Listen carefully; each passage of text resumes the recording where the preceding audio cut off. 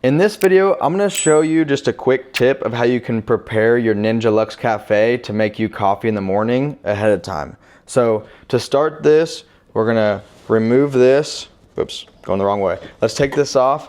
And if you had coffee grounds in there, you could dump them. In this case, I don't. So let's put this funnel on, snap it on, and then you can literally just set it in there.